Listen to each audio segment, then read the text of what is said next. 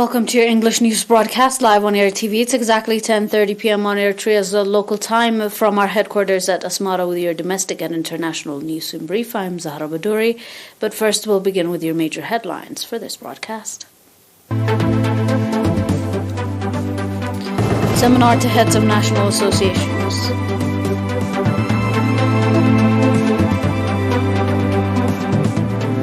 Meeting on progress of teaching and learning process, and more on your domestic. Turkey's Erdogan renews cases for Syrian operation at Bahrain talks, according to yesterday's report.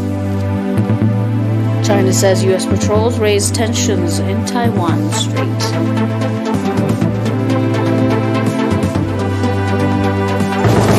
Welcome to your domestic in brief. The Eritrean embassy in Scandinavian countries organized a seminar to heads of national associations on 17th of this July, focusing on management and procedure of consular service.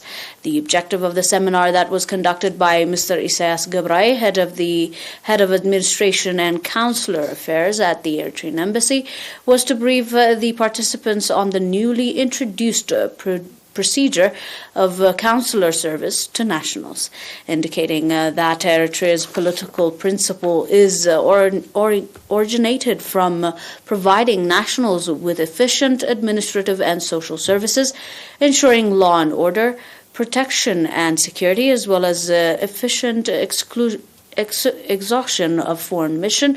Mr. Isaias also said that 90% of the activity of the Consular Affairs Office is implemented in cooperation with nationals, pointing out that the Eritrean nationals is the one that pays price for the development of the country and its people. Mr. Isaias said that every citizen, wherever they live, is participating in the national affairs with the commitment and through strengthening unity and organizational capacity.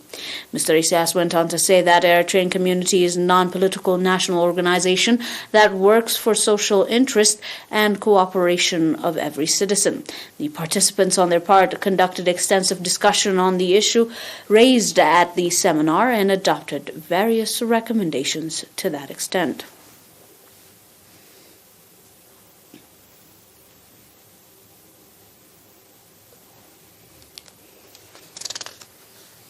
An assessment meeting on the teaching and learning process was conducted in Mandafara subzone on 15th and 16th of this July. At the meeting, it was reported that as a result of the integrated effort conducted on the part of parents' committees, school directors, as well as parents to develop the teaching and learning process, the number of students that passed to the next level has increased by 7%, and school dropouts due to various reasons has dropped by 2.7%. The report further noted that the contribution of the Ministry of Education, parents' committees, and the public has been notable in assigning 252 new teachers with the view to address the shortage of teachers in the subzone, as well as in supporting teachers and the renovation of schools that have been damaged due to the storm.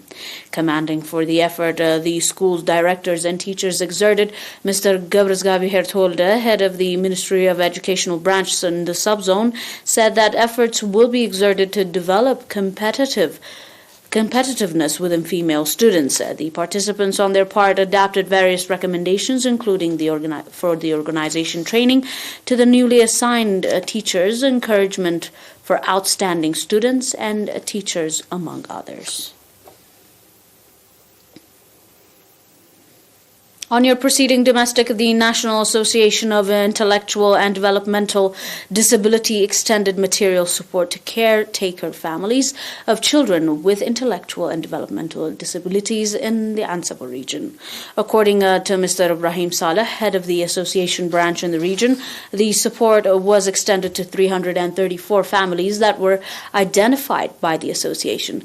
The National Association of Intellectual Development intellectual and developmental disability was established in the year 2012 at the national level, and in the year 2014 in Ansaba region under the umbrella of the Ministry of Labor and Social Welfare. In the same vein, nationals in the US and Canada extended material support to the National Association of Eritrean War Disabled Veterans at the handing over event conducted on the 20th of this July.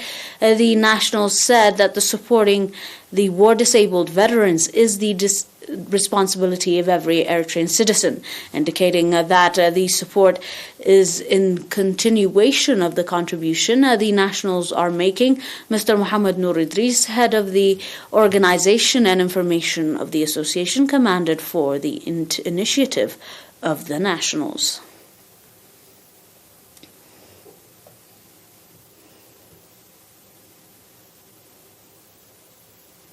On your final domestic and your health report, 9 patients have been diagnosed positive for COVID-19 in tests carried out today in testing stations in the central region.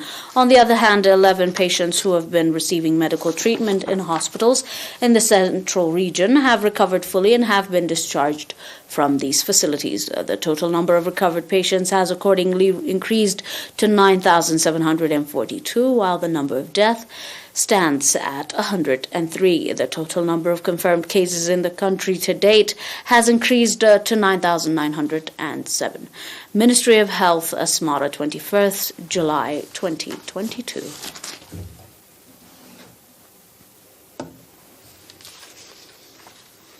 Up next on your global report, do stay with us for more.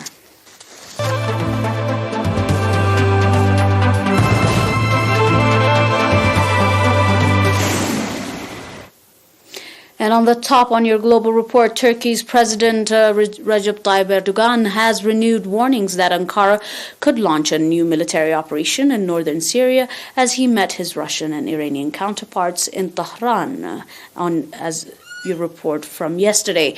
Erdogan, Russian President Vladimir Putin, and Iran's President Ibrahim Raisi held a summit on Syria in the Iranian capital on Tuesday to resolve differences. Russia, Turkey, and Iran have in recent years held talks as part of the so-called Astana peace process to end more than 11 years of conflict in the Middle Eastern country. Erdogan has said in recent months that he will soon launch a military operation targeting Kurdish fighters that the Turkey considered terrorists in the cities of Tal Afar and Manbij, located western of the Euphrates River. These cities are located by the Syrian Kurdish armed groups, the People's Protection Units report. Ankara considers the YPG a terrorist group and says it is linked to domestic armed fighters belonging to the Kurdish Workers' Party, which Turkey has also designated as terrorist organization. The PKK has waged an armed uprising against Turkey since the year 1984, and tens of thousands of people have died within the conflict. The Turkish government has accused the YPG of attacking Turkish security forces in Syria. Turkey wants more help from Russia and Iran, but is capable of continuing its fight against terrorist organizations in Syria without needing any support, Erdogan said on Tuesday, reiterating his plan to establish a 30-kilometer so-called safe zone from Turkey's southern border with Syria.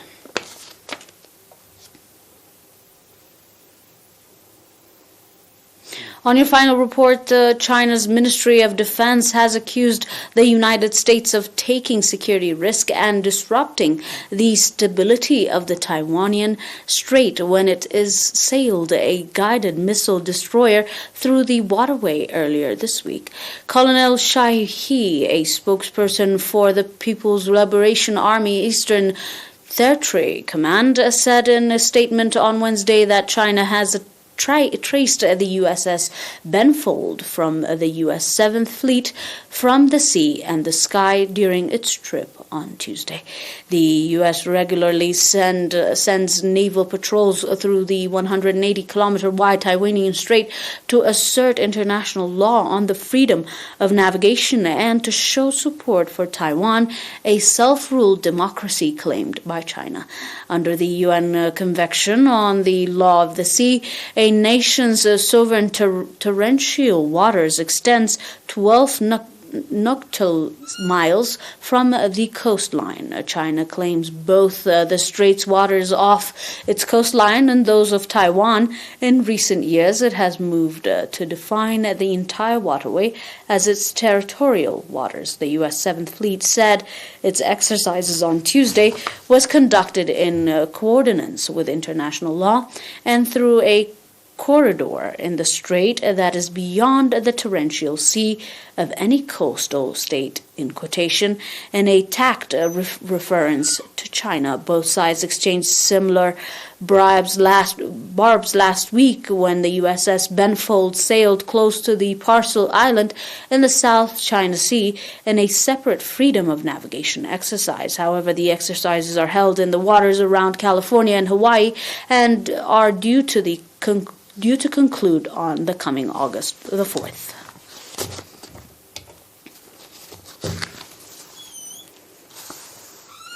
Dear viewers, that is all for now with your domestic and international news in brief. Until we are back with some more news, stay and enjoy the rest of our programs. But until then, these are your major headlines for this broadcast. Seminar to heads of National Association. Meeting on progress of teaching and learning process, and more on your domestic.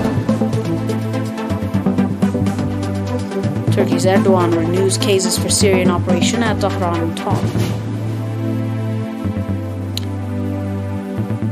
And China says U.S. patrols raise tensions in Taiwan Strait.